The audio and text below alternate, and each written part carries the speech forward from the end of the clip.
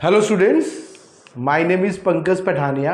और स्टूडेंट्स, हमने जो यूनिट स्टार्ट किया था लेज़र, उसका एक बहुत ही इंपॉर्टेंट टॉपिक है, that is the Ruby laser. और ये अक्सर ये जो है वो एग्जामिनेशन में बच्चों पूछा जाता है। तो ये रूबी लेज़र हमने डिस्कस, अब मेरे पुराने जो वीडियोस हैं उसमें हमने लेज़र के बारे में डिस्कस किया था, करैक्टरिस्टिक्स थी, लेजिंग की कंडीशन क्या क्या थी बच्चों, कंपोनेंट हमने डिस्कस किए थे, और आइंस्टाइन कोएफिशिएंट के बीच में रिलेशनशिप हमने कैलकुलेट किया था, जिससे हमें पता चला था कि स्टिमुलेटेड एमिशन की प्रोबेबिलिटी कब ज़्यादा होगी as compared to the spontaneous emission. उसके बीच में रिलेशन हमने बात की थी, और इसका जो प्रिंसिपल है वो बेसिकली स्टिमुलेटेड एमिशन है।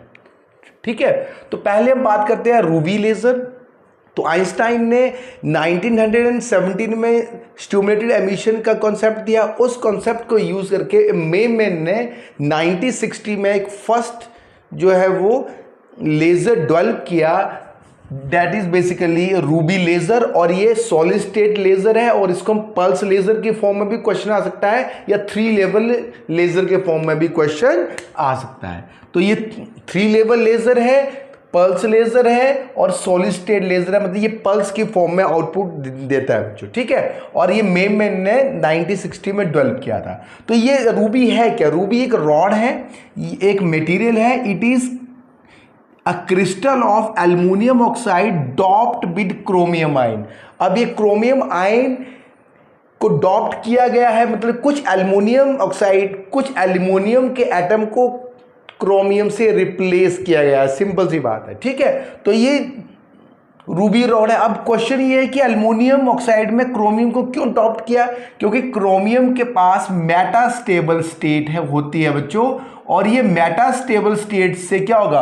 पॉपुलेशन इन्वर्जन होगा, जो कि डिस्कस कर चुके हैं। और population inversion between the two states leads to the stimulated emission, और स्टिमुलेटेड एमिशन से क्या होगा?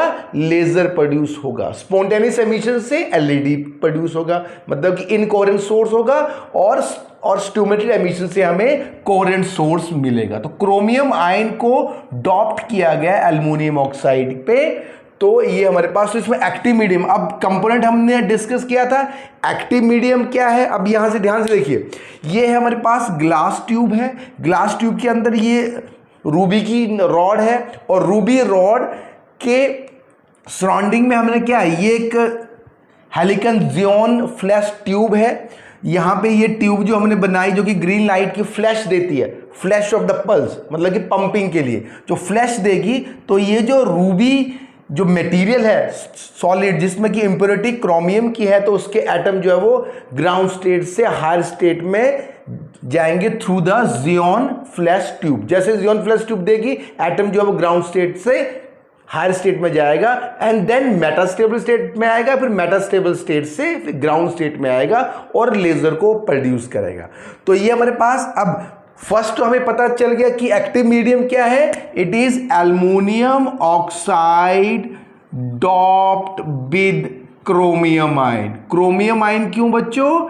क्योंकि इसके अंदर जो है वो मेटास्टेबल स्टेट होती है। ठीक है, और उसके बाद पंपिंग मैकेनिज्म जो है वो क्या है हमारे पास? यहां पे जिनॉन फ्लैश ट्यूब, ये ट्यूब है, इसको पावर सोर्स दे गया, जिससे कि हमारे पास एक फ्लैश आएंगी जियोन लैंप की, that in the form of the green colour. ठीक है, वो हम डिस्कस करेंगे। तो फ्लैश ट्यूब क्या हो गया? Pumping mechanism. और रेजोनेटर क्या है? मिरर है, ये फुली सिल्वर्ड मिरर है, और ये हाफ सिल्वर्ड मिरर है। फुली सिल्वर्ड मिरर और पॉलिश मिरर है, मतलब कि रोड के वन पोर्शन को पॉलिश किया गया, फुली सिल्वर्ड, और इसके एक तरफ से रोड को क्या कर दिया? हाफ पार्शियली किया है। ठीक है, जिसे हम रेजोनेटर कैविटी के फॉर्म में बना सके। ये fully silvered mirror M1 and half silvered mirror है, दैट इज M2। यदि हम इसको M1 मान लें और इसको M2 मान लें, ठीक है, तो हाफ सिल्वर्ड मिरर है एंड M2 है, और थर्ड है कूलिंग सिस्टम, और इसके बाद हम एक कूलिंग सिस्टम भी हमें इंट्रोड्यूस करना पड़ता है, जिससे कि इसकी कॉस्ट जो होती है वो बढ़ जाती है। वो हम बाद में डिस्कस करेंगे कि हीलियम नियॉन लेजर जो है वो इसको रिप्लेस करेगा बच्चों, ठीक है। Helium neon laser is better than the ruby laser. तो कूलिंग सिस्टम हम यहाँ पे, क्योंकि बहुत ज़्यादा हीट प्रोड्यूस होगी, उस हीट को कॉम्पनसेट करने के लिए हमें कूलिंग सिस्टम का यूज यहाँ पे करना पड़ेगा, ठीक है। और जो लेजर जो आएगा 694.3 नैनोमीटर आएगा, रेड कलर, ठीक है। तो अब यहाँ पे हमारे पास अब लेंथ ऑफ द रोड कितनी होना चाहिए, it is the integral of lambda by 2। जो वेवलेंथ हम यूज कर रहे हैं उसका इंटीग्रल बाई लैम्डा बाई 2, जिससे कि स्टैंडिंग वेव, मतलब कि वेव जो होंगे वो ट्रैप हो जाए, मतलब कि स्टैंडिंग वेव के फॉर्म में आए, और स्टैंडिंग वेव होगी तो स्टिमुलेटेड एमिशन होगी बच्चों, ठीक है। तो ये भी लेंथ का भी आपको पता चल के कितनी रूबी की length, that is the integral multiple of lambda by 2, n is 1 2 3 4 5, ठीक है। अब हम बात करते हैं इसके एनर्जी स्टेट की। ये कूलिंग सिस्टम हमने कर लिया, अब इसका वर्किंग क्या होगा। वर्किंग क्या होगा, यहां से जियोन लैंप के फ्लैश आएगी, फ्लैश आने के बाद क्या होगा, क्रोमियम के एटम जो है वो क्या होंगे, एक्साइटेड स्टेट में चले जाएंगे बच्चों, ठीक है। That is in the form of the, ये जो एटम है that will be goes to the excited state. Excited state पे जाएंगे तो वो मेटास्टेबल स्टेट पे आएंगे, ठीक है। मेटास्टेबल स्टेट के आने के बाद क्या होगा बच्चों, उनको टाइम मिल जाएगा इंसिडेंट फोटोन के साथ इंटरेक्ट करने का, और एक लेजर, जैसे 1 फोटोन से 2 फोटोन, हम इसको एनर्जी लेवल के डायग्राम से हम स्टार्ट करते हैं। तो फर्स्ट है हमारे पास इसका एनर्जी लेवल डायग्राम, ये हमारे पास ग्राउंड स्टेट है, दैट इज E0 ऐसे हम बोलें ग्राउंड स्टेट, और ये हमारे पास है, ये है हमारे पास E1 is the metastable state और E2 is the excited state, जो हमारे पास नॉर्मल एक्साइटेड स्टेट है। और ये मेटास्टेबल स्टेट किसकी है, क्रोमियम आयन की, ठीक है। क्रोमियम आयन की ये मेटास्टेबल स्टेट है, और इसकी कैरेक्टरिस्टिक्स हमने पढ़ रखा है। इसका जो लाइफ टाइम है दैट इज 10⁻³ एटम का, यहां पे एटम का स्टे रहने का, और ये नॉर्मल एक्साइटेड स्टेट में 10⁻8 सेकेंड। तो यहां से हमने फोटोन भेजा दैट इज 55 नैनोमीटर, मतलब ग्रीन लाइट की पल्स ये प्रोड्यूस करेगा।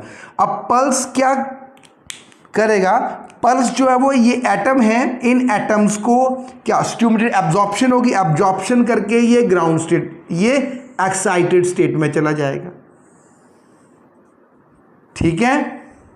एक्साइटेड स्टेट में चला जाएगा एटम्स, एंड देन फिर एब्जॉर्प्शन हो गया, वन प्रोसेस से स्टिमुलेटेड एब्जॉर्प्शन जब भी आएगा तो then it come back to, अब ये है कुछ एटम जो है वो यहां चले जाएंगे, कुछ एटम्स जो हैं वो यहां आ जाएंगे बच्चों, ठीक है। अभी एटम और कुछ एटम जो है वो वापिस आएंगे, ठीक है। तो वापिस मतलब कि ये एटम जो है वो, कुछ एटम वापिस एज अ स्पॉन्टेनियस एमिशन भी होगी, और कुछ एटम जो होगा वो E0 पे आ जाएंगे, कुछ एटम E1 पे चले जाएंगे।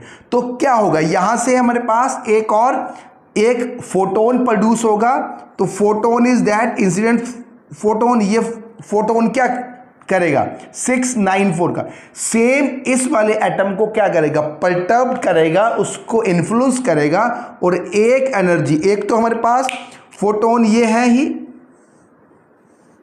ठीक है, जो कि एमिट हुआ, ये फोटोन क्या करेगा, इस पर्टिकुलर पॉइंट पे क्या करेगा, इसको इन्फ्लुएंस करके एक और फोटोन एमिट कर देगा, that is 1 and that is 2 photon.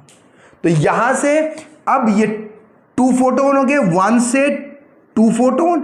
अब ये 2 फोटोन क्या करेंगे, इस यहां पे जाएंगे बच्चों, और इस मिरर पे स्ट्राइक करके रिफ्लेक्ट बैक हो जाएंगे, ठीक है। तो रिफ्लेक्ट बैक होंगे तो एक से क्या होगा, जब 2 वापिस आएंगे तो इस एक्टिव मीडियम में जो क्रोमियम आयन जो कि मेटास्टेबल स्टेट पे बैठे हैं, इन जैसे 1 को किया, अब ये सेकंड और थर्ड को भी इन्फ्लुएंस कर देंगे।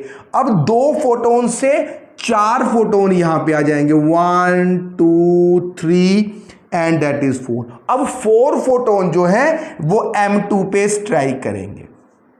अब 4 फोटोन M2 पे स्ट्राइक करेंगे, फिर देन कम बैक, तो ये फोटोन वापस जा जाएंगे यहां से रिफ्लेक्ट होके और 4 और एटम को इन्फ्लुएंस कर देंगे।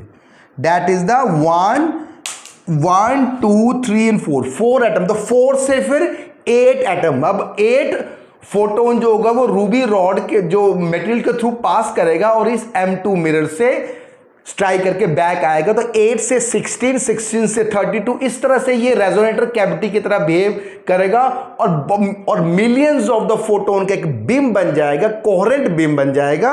और वो कोहेरेंट बीम जो है वो एक पर्टिकुलर एनर्जी, क्योंकि M2 इज पार्शियली, तो यहां से तो नहीं आएगा, तो यहां से जो बीम बनेगा वो बीम होगा एक पर्टिकुलर एनर्जी का, वो यहां से लेजर के फॉर्म में हमें मिल जाएगा। ठीक है, और जिसके की फ्रीक्वेंसी, जिसकी वेवलेंथ 694.3 नैनोमीटर है। तो यहां से फोटोन बीम मिलेगा, तो एनर्जी ये यहां से होगा रेडिएशन लेस ट्रांजिशन, कि एनर्जी को लूज करेगा atom in the radiation less, मतलब कि हीट की फॉर्म में। और जब एटम यहां आएगा तो ये एक फोटोन की फॉर्म में, मतलब कि लेजर बीम के फॉर्म में आएगा। और इसकी जो एनर्जी है that is basically 2.02 electron volt, और इसकी जो एनर्जी है दैट इज जो मेटास्टेबल स्टेट 1.79 इलेक्ट्रॉन वोल्ट, ये मेटास्टेबल स्टेट की। ठीक है बच्चों, तो ये मेटास्टेबल स्टेट की जो एनर्जी है दैट इज 1.79 इलेक्ट्रॉन वोल्ट। तो इस तरह से हमारे पास ये लेजर जियोन की अब ये फ्लैश देगा, फ्लैश दे रहा है बच्चों, तो जो आउटपुट आएगी वो भी कैसे आएगी, फ्लैश में आएगी, पल्स में आएगी। तो इसको हम बेसिकली पल्स लेजर भी बोलते हैं, क्योंकि 1 मिली सेकेंड की पल्स हम भेजेंगे। पल्स क्या, तो एक्साइटेड एटम हाई स्टेट में गया, पल्स थोड़ा सा रुका तो नहीं, फिर तो इस तरह से फिर नेक्स्ट पल्स दी तो एटम एक्साइटेड स्टेट में गया, फिर थर्ड पल्स गई, फिर एक्साइटेड, इस तरह से ये पल्स फॉर्म में हमें आउटपुट यहां पे मिलेगी बच्चों। ठीक है, अंडरस्टैंड। तो ये बिल्कुल इसी तरह से आपको एनर्जी लेवल डायग्राम बनाना है। ये एक्साइटेड स्टेट है, ये मेटास्टेबल स्टेट है, ये ग्राउंड स्टेट है। ये पूरा प्रोसेस आप लोगों को, और ये कंटिन्यू चलता रहेगा जब तक हमने जियोन फ्लैश लैम्प जो पंपिंग है वो अप्लाई कर रखी है, तब तक जो है वो ये पूरा जो प्रोसेस कंटिन्यू रहेगा। अब ये कूलिंग की जरूरत क्यों पड़े, क्योंकि यहाँ पे जो लेजर एक्शन है वो E1 और E0 स्टेट के बीच में है। तो E1 और E0 के स्टेट के बीच, मतलब कि ग्राउंड स्टेट के बीच में है। एटम अपनी एनर्जी लूज करके फिर ग्राउंड स्टेट में आएगा, तो सारी की सारी एनर्जी जो है वो हीट के फॉर्म में यहाँ पे बहुत ज़्यादा हीट जनरेट होगी, जिससे कि जिसको कॉम्पनसेट करने के लिए हमें कूलिंग मैकेनिज्म स्टार्ट करना पड़ता। तो एटम ऊपर गए, then come back to in the ground state, फिर देन एक्साइटेड स्टेट, और पंपिंग के थ्रू करते रहेंगे और हमें आउटपुट मिलती रहेगी। तो ये बेसिक इसका मैकेनिज्म है। और इसकी डिसएडवांटेज है कि उसमें एक तो पल्स लेजर प्रोड्यूस करता है, पल्स मतलब आउटपुट जो वो पल्स के फॉर्म में, और एक जो कूलिंग सिस्टम। तो और ये 3 लेवल लेज़र है। तो हम नेक्स्ट 4 लेवल लेज़र जो कि हीलियम नियॉन लेज़र है, जो गैस लेज़र है, उसके बारे में हम डिस्कस करेंगे। वो 4 लेवल लेज़र है, और जो बार कोड रीडर में हम यूज़ करते हैं और हमारी लैब में भी है, that is basically helium neon laser. Thank you very much.